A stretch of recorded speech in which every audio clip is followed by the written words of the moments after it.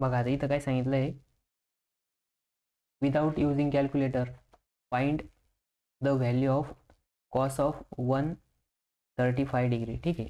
आता तुम्ही इथं काय की दोन पद्धतीने सॉल्व्ह करू शकता. मग बघा आता इथं मी तुम्हाला एकदा ग्राफिकल मेथडनी सॉल्व्ह करून दाखवतो. किती दिलेलं आहे, कॉस ऑफ 135 डिग्री. ठीक आहे. आता ग्राफिकल मेथडने बघा किती सोपं आहे. आपण काय करायचं, ग्राफ काढायचं. ग्राफ म्हणजे ही कोऑर्डिनेट सिस्टम आहे आणि आपल्याला प्लस अँगल दिलेला आहे. किती दिलेला आहे, प्लस 135 पॉझिटिव्ह अँगल आहे. कसा अँगल आहे, पॉझिटिव्ह. मग पॉझिटिव्ह म्हणल्यावर कसं घ्यावं लागेल त्याला, पॉझिटिव्ह अँगल म्हणजेच अँटी क्लॉकवाईज.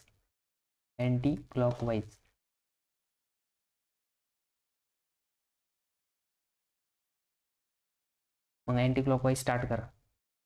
मग बघा आता 135 डिग्री दिले. किती डिग्री दिलेलं आहे, 35. मग तुम्हाला माहिती आहे इथून एवढं किती आहे, 90. किती आहे, 90.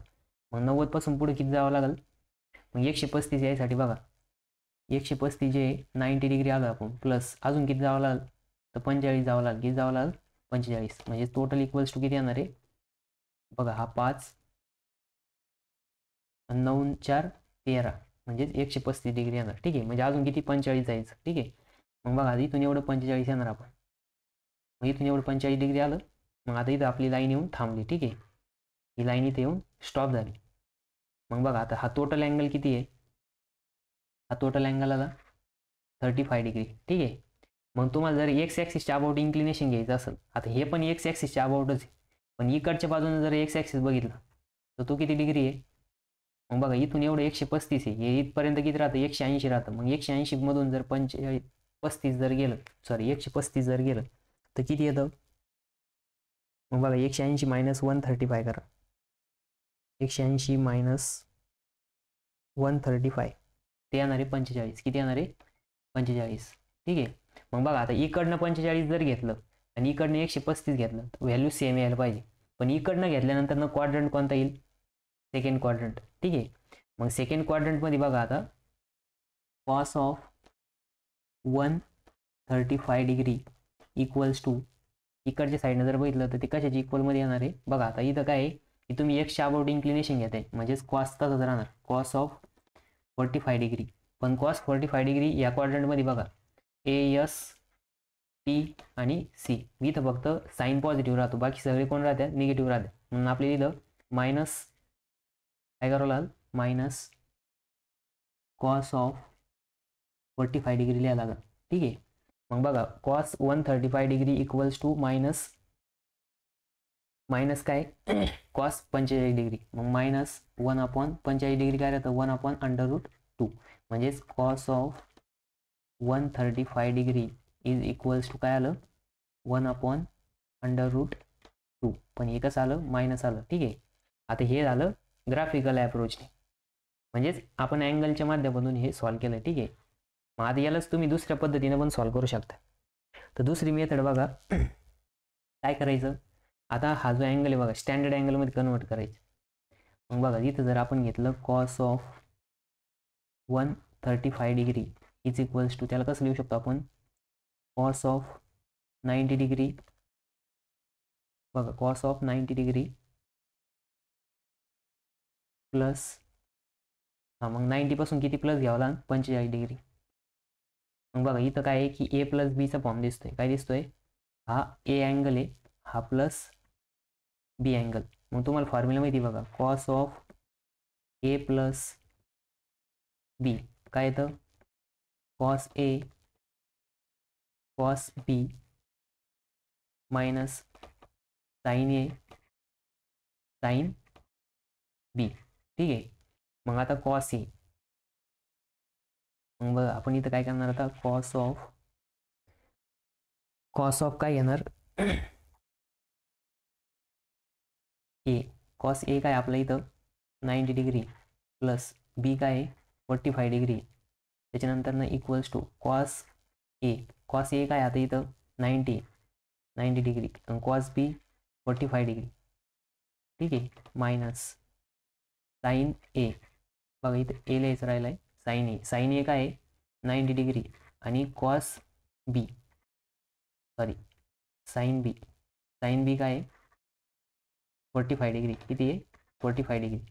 मग बघा आता कॉस 90 डिग्री किती राहतं 0 राहतं की 1 राहतं. कॉस 90 डिग्री राहतं 0 ठीक आहे.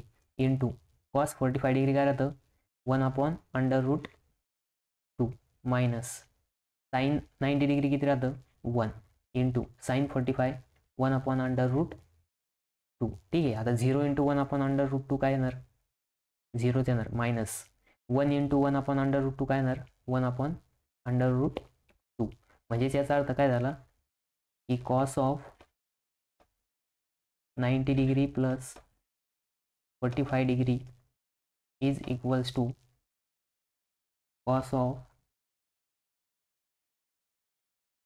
135 degree is equals to minus 1/√2 ठीक आहे.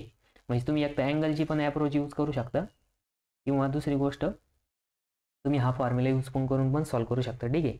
फक्त इथं लक्षात ठेवावं लागेल तुम्हाला इकडच्या बाजूने जो येणार आहे काय कॉस इकडे लिहितो ठीक आहे. इकडच्या बाजूने येणारा cos 135 degree is equals to cos of 45 degree हा काय इकडच्या साईडने म्हणून याला मायनस अँगल येणार ठीक आहे. आता हा आपण इथं क्लॉकवाईज घेतला हा अँटी क्लॉकवाईज घेतला आणि ह्या क्वाड्रंटमध्ये कॉस 45 डिग्री काय निगेटिव्ह आहे ठीक आहे. म्हणून हे दोन्ही इक्वल आहे. याच्यानुसार पण हेच आन्सर येतं याच्यानुसार पण हेच आन्सर येतं ठीक आहे. पण पेपरमध्ये तुम्ही काय करायचं हे ग्राफिकलला नाही याने सॉल्व्ह करायचं 2 मार्क जर आलं तर ठीक आहे. कशाने सॉल्व्ह करशाल ही सेकंड दुसऱ्यांदा जे दाखवलं मी सॉल्व्ह करून त्याच्यानुसार सॉल्व्ह करा ठीक आहे.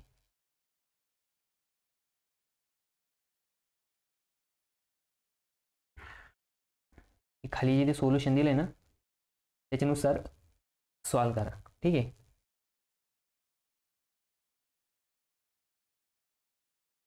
तुम्ही ग्राफिकलनं पण करू शकता. फक्त ग्राफिकलमध्ये काय लक्षात ठेवायचं जर इकडच्या बाजूने अँगल दिला असेल तर एक शाबोर्ड इकडनं अँगल घ्या आणि पण ह्या क्वाड्रंटमध्ये तो निगेटिव्ह येतो का पॉझिटिव्ह येतो म्हणजे जर जे फंक्शन आहे ते निगेटिव्ह येतं पॉझिटिव्ह येतं ते बघा आणि त्याला ते साईन द्या ठीक आहे. जर इकडच्या बाजूने जर घेतला किंवा तुम्ही जर वाय ॲक्सिसच्या अबाउट इन्क्लिनेशन घेतलं तर त्यावेळेस तुमचं काय होणार आहे फंक्शन चेंज होणार आहे. म्हणजे काय आहे की सपोज आता एक्स बघा कधी पण लक्षात ठेवा एक्स ॲक्सिसच्या अबाउट जर इन्क्लिनेशन घेतलं तर फंक्शन चेंज नाही करायचं. जर तुम्ही वाय ॲक्सिसच्या अबाउट अँगल घेतला नाही तुम्ही म्हणशाल सर आता काय की इथं आपण इथून 45 घेऊ इथून 45 घेतलं ना फंक्शन चेंज होईल काय होईल फंक्शन चेंज होईल ठीक आहे. नाहीतर तुम्हाला एक तर फंक्शन चेंज करावं लागेल किंवा तुम्हाला मग एक्स ॲक्सिसच्या अबाउट अँगल घ्यावं लागेल दोन्हीपैकी एक करावं लागेल किंवा तुम्ही ही मेथड पण यूज करू शकता ठीक आहे. बघायचं ए प्लस बीच्या फॉर्ममध्ये येतं का ए मायनस बीच्या फॉर्ममध्ये येतो का स्टँडर्ड अँगलच्या जर येत असेल तर त्याचा फॉर्म्युला यूज करा नसेल येत तर आपली ही रेग्युलर मेथड यूज करायची ठीक आहे.